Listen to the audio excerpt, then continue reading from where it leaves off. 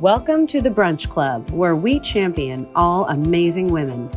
Join us to fill your cup with inspiration and encouragement as our guests share their personal stories, experiences with careers, family, parenting, equality, mentoring, and advice. Welcome to this new edition of the Brunch Club. We're trying something a little different today. Since we're doing this on Zoom, I wanted to change it up a little bit. I was thinking this morning, I was tired. I had just spent the whole weekend with the kids. And I was like, you know, who gets like really pumped up before a show? And I had this vision of Ellen DeGeneres in my mind. You know how she comes out for her show and she's always like, she's doing a little dance. Yes. Hey, yeah, woo. Like she can't always be that excited. Right? You got to think she has to like really get herself going before she does that sometimes. Yes, you got to get up. So anyway, we're changing it up. We're bringing you the Brunch Club from the sofa, and we're drinking coffee instead of champagne today. My daughter made me coffee this morning with a little note on it. Oh, love you, mommy. I love it. We're keeping that.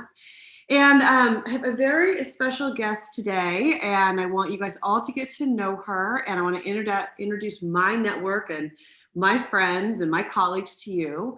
And the best way is for you to take it away, bring it to life. I want to hear all about what's going on with you, and you have to make part of your intro about the artwork behind you. Okay. I love it. Yes, I am not on a comfy sofa because my children are downstairs in virtual school and it would be mass chaos. So you get the artwork today. And we can talk about that, but it's two different kids, very close in age. You can definitely see their personalities, right? One is way more colorful, out there, like he is who he is, unapologetic. This one, way more emotional, a little bit dark, very concerned about what people think about him. So there you go. Love it. The contrast. Yes. Okay. Now, professionally, mommy world aside, tell everybody who you are. Yes. Well, I am Kelly Travis. I am a health and success coach, and I arrived here by way of many fumbles throughout my life. Like I had to F up quite a few times to get to this place, which is why I'm here, and has really informed the work that I do, which is to empower women to basically get outside of the box, which I know sounds a little interesting or different, but you know, to challenge the status quo, to say F off to not being able to color outside of the lines, and to really create their own rules, and to do the deep work to recognize what we want outside of like the external things we think we should want. So creating goals that might be a little unconventional. Okay, part of why I love your work is the style in which you go about it is very unapologetic. Yes. And it's not like, it's not rude, but it's like, listen, this is who I am and this is what I want. And that's just it. Like there's no, like, you remember that book, Lean In? Yes. Okay. So I thought it was great. It was fantastic. But there was a lot of like, I think like room for women to take it to the next step, which is what I think you have done. You have taken that and been like, okay, now I'm not going to say sorry about it, and I'm not going to ask permission to do it. This is who I am or what I want, and this is the way I'm going to make it happen. Yes, so thank you for saying that. You're welcome. Yeah, I think, you know, women have to continue to forge that path of progressiveness. And so I know a little bit about how you got into this and how you're doing it now, but my friends, my audience, everyone really likes to know a little bit behind the curtain, right? Yeah. Like, how did you personally, those mistakes or those challenges that have helped shape who you are? I mean, I've been through some shit, and I wouldn't be who I am without it. And no, it's what makes each one of us different and unique, right? And it's where we draw from those strengths and learn how resistant and resilient we are. So if you're comfortable, dive in. Yeah. So long story short, we'll try.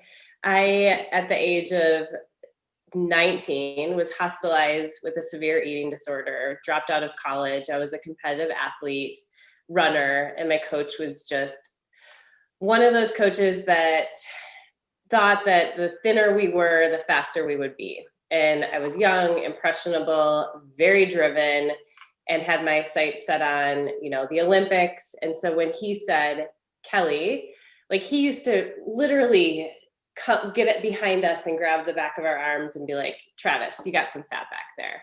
Or, maybe you shouldn't eat that thing, right? Oh my God. Yeah. And so coming from already a family of women who were so self-critical and had done all the things to make themselves different, it was like just feeding into that, right? God. And so he literally wrote up a contract for me, said I'd get all these things.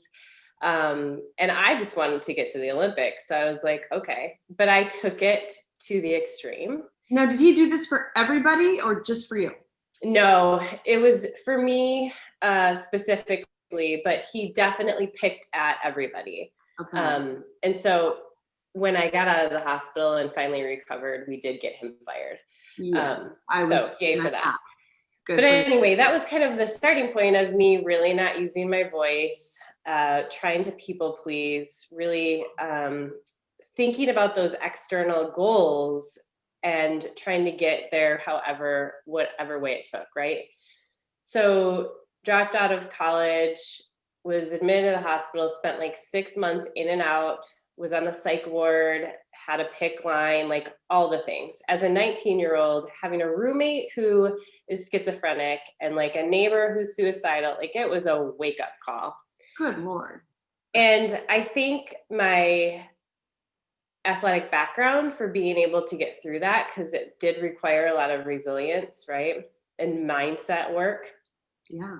And I did get out and I physically was recovered, but emotionally and mentally, I had lost my identity. I was always the runner. And then I ended up like diving headfirst into my professional career, right? So I went to school to study mental health, emotional health, public health, because I wanted to eventually work with women to help them with their mindset and their emotional and mental health. But I didn't know what that was going to look like.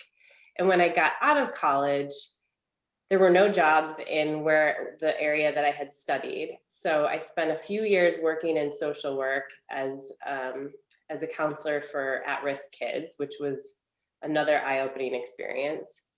And then I moved to Vegas, which is where I am now, and I ended up in the publishing world.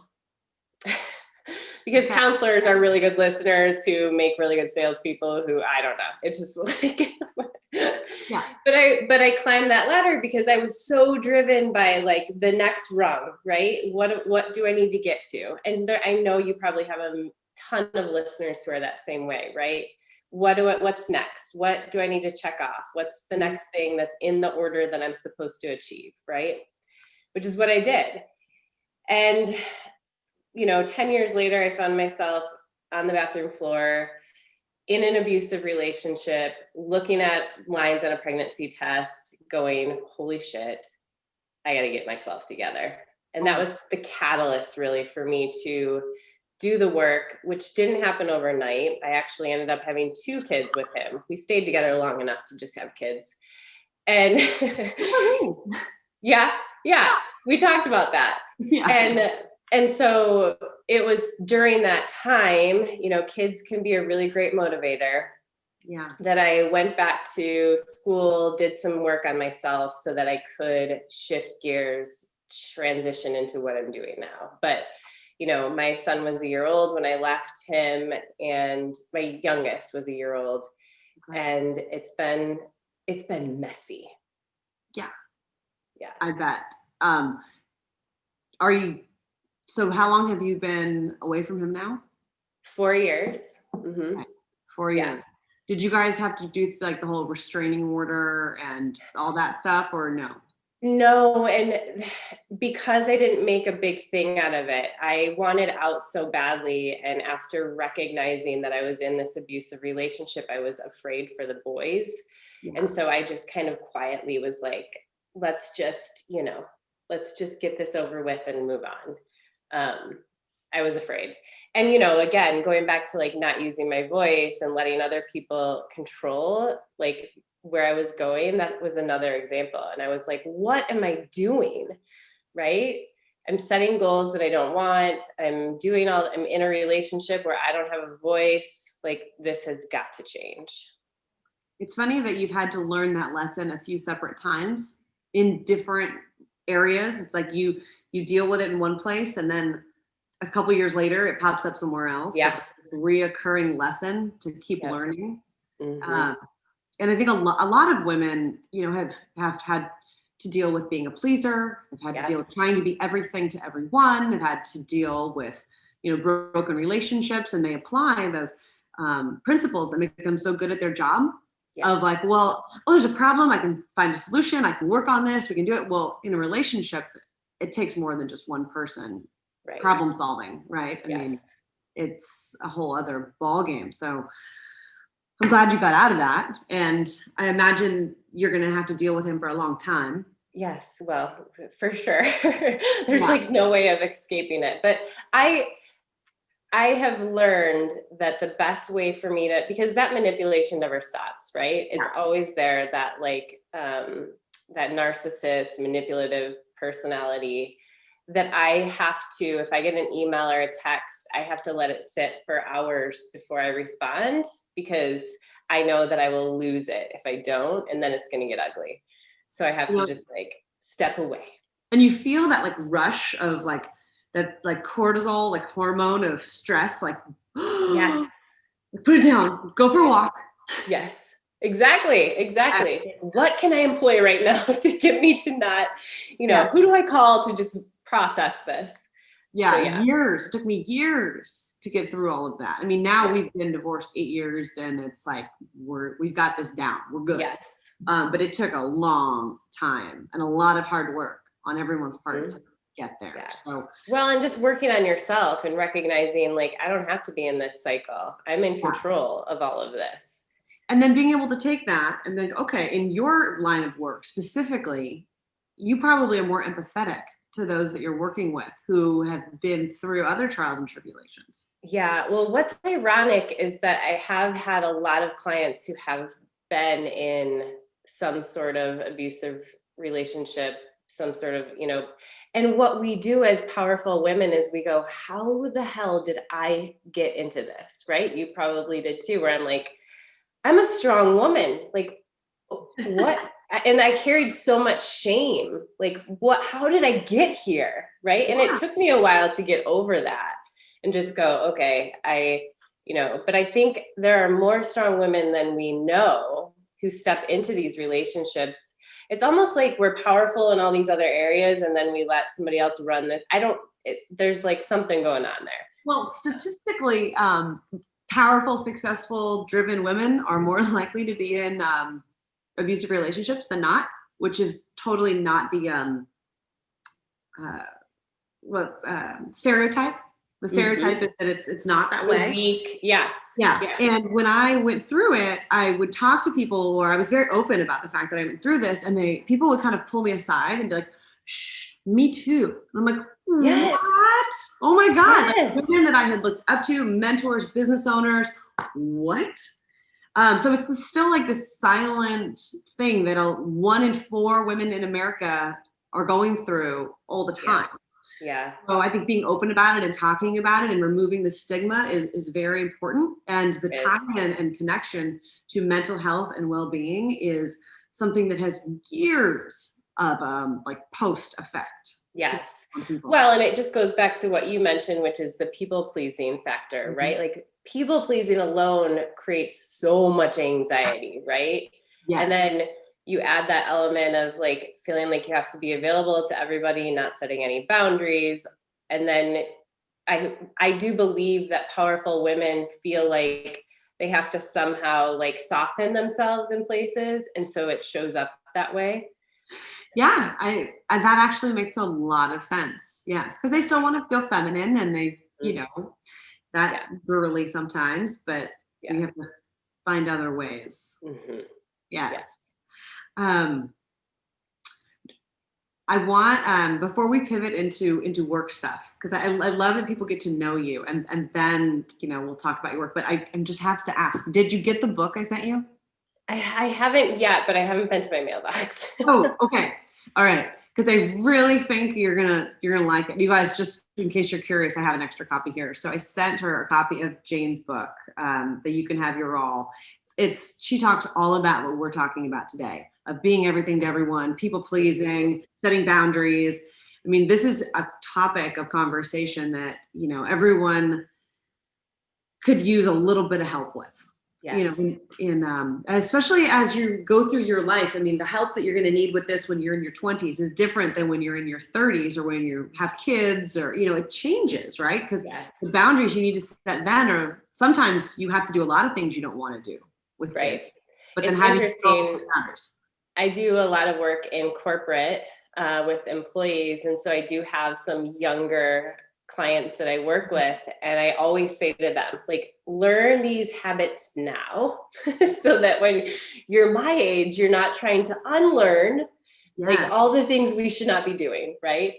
Yeah. So tell everybody, I know I don't want to be too timely about this because I don't know exactly when I'll put this out live, but Yeah. I want people to know about the workshops, the master classes, the things that you're offering, how people can work with you. Do you just work with corporate, or do you also work with individuals? Let Yeah. people know. So actually, it doesn't really matter in terms of time because everything's kind of ongoing, Okay. which is wonderful. But I'm my favorite thing that I do is my mastermind, which is called Ascend, and it is for the type of women we're talking about, right? Very successful on paper, right? Doing all the things, you know, um, just from the outside looks like they got it all together, right? But on the inside, maybe a little anxious, maybe a little overwhelmed, and maybe not feeling so fulfilled, right? Feeling this sense of like, there's got to be more. It's got to be different. Maybe they're hustling really hard with work, but not taking care of themselves, giving all their time and energy away to everybody else, have forgotten what it feels like to put themselves first, and really want to come back to that place of creating goals from a sense of how do I want to feel versus what's the next thing I'm supposed to do, right? And I've learned that doing things ass backwards feels a lot better than trying to do them in order. I've tried that. It didn't work for me. And so just really, I coach women around what do we want to work on this year and our time together? How do you want to feel? We get a little uncomfortable, which is where my coaching around mindset and like calling out the BS excuses and working on what is happening up here, the mean girl, right? And Mm-hmm. then we spend time, in community working towards these goals, but also addressing stuff that's happening. Like this year in the last mastermind, COVID happened. So we had to like pause and address how are we feeling? What do we need to be doing right now to take care of ourselves? So lots of real time stuff. And how long is each mastermind session? So they're 9 months, small cohorts. So I do a few a year. So they open up pretty regularly. And we do a couple of retreats each year. And we just, they get one-on-one coaching with me. And it's a lot of How fun. often do they do one-on-one coaching with you versus with the group? What's the balance? One-on-one with me. And then there's group calls every month. Okay. And the I one-on-one mean, with you is one-on-one with me every month. Did I every say month. that? Yeah. Yeah. Okay. So there's 2 touch points a month, once with you and once with the group. A couple calls each month. They're not mandatory, but they're available. Yeah. Got it. And is there like homework that people need to work on, like independent? Like, So how does that it's up to them. There's always a call to action. Because I'm an athlete, I'm all about like strategy, but sustainable strategy. So it could be like, hey, go think about this or journal on this and come back, and then touch touch base with me and let's see where you're at, those types of things.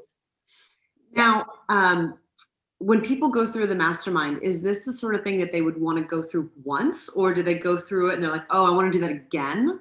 I have about half of the women who will sign up for another round, but I'm cap it at 2 because I don't want people to become dependent on me. Like, yes, it's wonderful to work with me, but I want people to gain what they need and be able to take off and be empowered to say, okay, I'm ready. Like I'm on to the next. It's like teaching them to fish versus fishing and catching the fish for them, right? Yeah. Yeah. Okay, so you're teaching them to fish.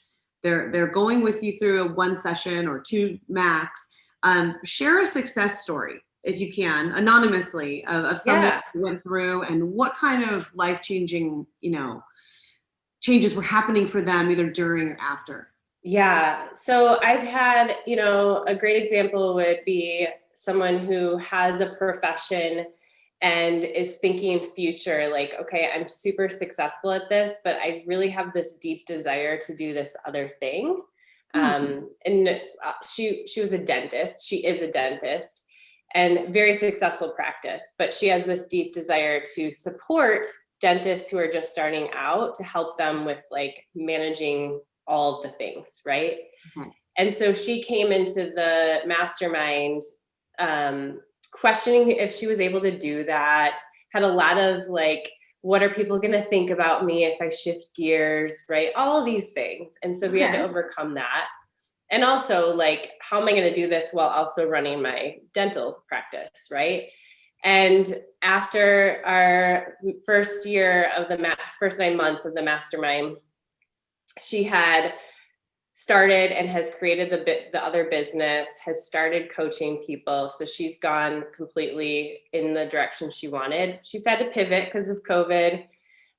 We had to work a lot around the self-doubt, the imposter type things, right? All of that stuff that comes up when we do this work, because anything that requires change or that is scary makes us go like, oh crap. The brain's like, are you sure? Like, don't you want to just stay comfortable? You're good here, right? That's what keeps us there.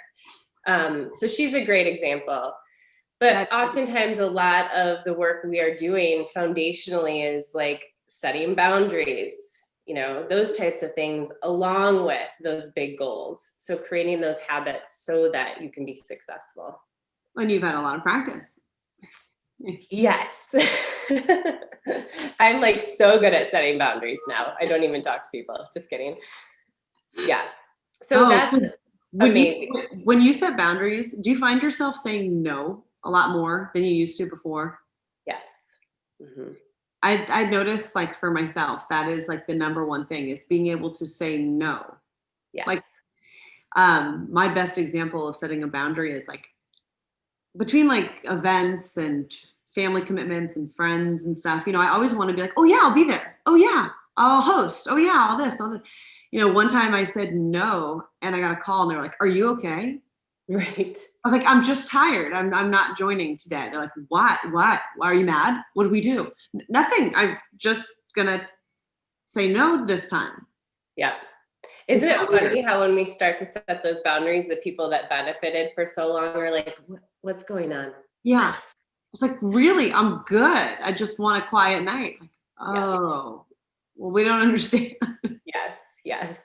And it takes like doing it repeatedly, right? For it to get comfortable. Because at first it feels awful coming out of your mouth. Yeah. Especially if you place so much value in being available to everybody. As a pleaser. Yeah. Yeah. I think surrounding yourself with people that respect your boundaries, when you put those out there and say, listen, I'm not, and they're like, oh, okay, got it. Yeah, okay. No problem. That's feels good. Feels better. So people that don't know you, that are curious about the mastermind and they want to learn how to set boundaries, they want to learn how to pivot in their life or their career or make different choices. If they want to get in contact with you, is there an introductory phone call? I mean, I'm sure you don't take everybody, right? Yeah. And some people are better candidates for your work than others. What's the best way? So every month I do a 90-minute free workshop called Discover Your Unedited Desires, which is kind of an intro with me. It's free. You learn how I operate, how I coach, the type of community I create.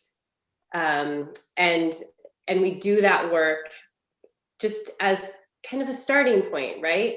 Tapping into core values and creating that foundation that we talked about, and allowing yourself to think, like, how do I want to feel? And then creating some sort of goal that is, measurable, that you can achieve with a few action steps to work towards. And I love that because it's an intro. So if you come and you spend the 90 minutes and you're like, I can't handle this chick, then you have lost nothing, right? But if you come and you're like, I love the community she creates, I love the way that she facilitates these exercises, I want more, I want to learn more, then there's an application, and we can get on a call and talk more about it. But I think it's really important in the work that I do that people get to experience it before they're like signing up for something long-term. That's fantastic. I like that. It's a really easy barrier to entry for people, and it gives that opportunity to just gauge your comfort level, or see if you're ready, because some things it's all about timing. You might know that you want to make a shift in your life, but you're like, I'm not quite ready yet, or being in community with other people, you start to recognize, like, oh, I'm not the only one that feels this way. Yes. Oh, like, this is actually okay. And I think that is really powerful. Yeah, I agree. That is good. So how can people get in contact with you? Yes. So a lot of all of this information is on my website, which is kellytravis.net. The workshop is just kellytravis.net/free workshop. Pretty creative. Wonderful. Okay. And then you can also find details on Ascend there as well. And on social media, I am at Kelly T Health. And I have a podcast called She Doesn't Settle. I love the name of that podcast. Yeah. She Doesn't Settle. And is it on like Spotify? And it's on all the things. Spotify, iTunes, all the things. Yeah. All the things. Yes. Yes.